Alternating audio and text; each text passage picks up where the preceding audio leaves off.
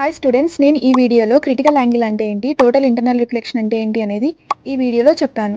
మనకు తెలుసు లైట్ అనేది ఒక ఫార్మ్ ఆఫ్ ఎనర్జీ. సర్ఫేసెస్ నుంచి బౌన్స్ అవుతుంది, సచ్ యాజ్ రిఫ్లెక్షన్. బెండ్ అయ్యి మెటీరియల్ నుంచి పాస్ అవుతుంది, దాన్ని రిఫ్రాక్షన్ అని అంటాము. డిఫరెంట్ కలర్స్ లో స్ప్లిట్ అవుతుంది, డిస్పర్షన్ అని అంటాము. ఇంకా కంప్లీట్ గా అంటే ఒక మీడియం లోనే బౌన్స్ అవుతుంది, దాన్ని టోటల్ ఇంటర్నల్ రిఫ్లెక్షన్ అని అంటాం. సో ఇప్పుడు ఒక క్లారిటీ రావాలంటే నేను ఒక ఎగ్జాంపుల్ చెప్తాను చూడండి. ఇక్కడ మనం ఒక 3 సిచ్యువేషన్స్ ని కన్సిడర్ చేసుకుందాము.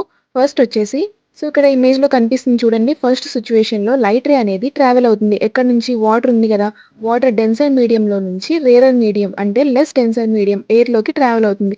సో ఇక్కడ ఏమైందంటే లైట్ రే అనేది బెండ్ అయింది. ఎట్లా బెండ్ అయింది? ఇప్పుడు ఒక మధ్యలో ఒక ఇమాజినరీ లైన్ ఉంది చూడండి, సర్ఫేస్ కి పర్పెండికులర్ గా ఉంది చూడండి. దాని నుంచి కొంచెం బెండ్ అయింది అనమాట. సో లైట్ ఏమైంది? ఎయిర్ లోకి రిఫ్రాక్టెడ్ అయిపోయింది. దీన్ని మనం రిఫ్రాక్టెడ్ రే అని అంటాం. సో ఏదైతే డెన్సర్ మీడియంలో మనకి లైట్ అనేది హిట్ అయిందో దాన్ని మనం యాంగిల్ ఆఫ్ ఇన్సిడెన్స్ అని అంటాము.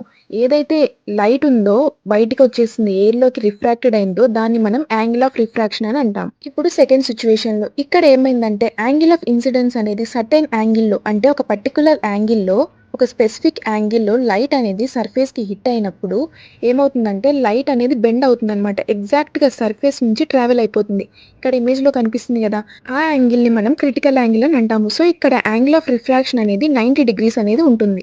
ఒకవేళ యాంగిల్ ఆఫ్ ఇన్సిడెన్స్ అనేది క్రిటికల్ యాంగిల్ కంటే గ్రేటర్ గా ఉంటే అప్పుడు లైట్ అనేది వాటర్ ఎయిర్ బౌండరీలో ట్రావెల్ అవ్వదు అండ్ కంప్లీట్ గా రిఫ్లెక్ట్ అవుతుంది వాటర్ లోకి. సో ఈ ఫినామినన్ ని మనం టోటల్ ఇంటర్నల్ రిఫ్లెక్షన్ అని అంటాము. ఇక్కడ ఈ సిచ్యువేషన్ లో లైట్ అనేది కంప్లీట్ గా డెన్సర్ మీడియం లోకి ట్రాప్డ్ అవుతుంది అనమాట. అంటే అది ఎస్కేప్ అవ్వలేదు, లైట్ అనేది బయటకి వెళ్ళిపోలేదు ఎయిర్ లోకి. ఫార్ములాస్ వచ్చేసి టోటల్ ఇంటర్నల్ రిఫ్లెక్షన్ కి n1/n2 equal to sin r/sin i, critical angle కి sin θ equal to n2/n1. r అంటే యాంగిల్ ఆఫ్ రిఫ్రాక్షన్, i అంటే యాంగిల్ ఆఫ్ ఇన్సిడెన్స్, n1 అంటే refractive index in medium 1, n2 అంటే refractive index in medium 2, θ అంటే critical angle. Examples వచ్చేసి Mirage అనేది total internal reflection వల్ల form అవుతుంది.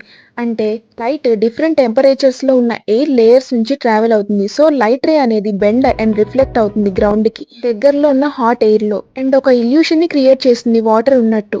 నెక్స్ట్ డైమండ్స్ అనేవి స్పార్కిల్ అవుతూ ఉంటాయి, ఎందుకంటే టోటల్ ఇంటర్నల్ రిఫ్లెక్షన్స్ వల్ల.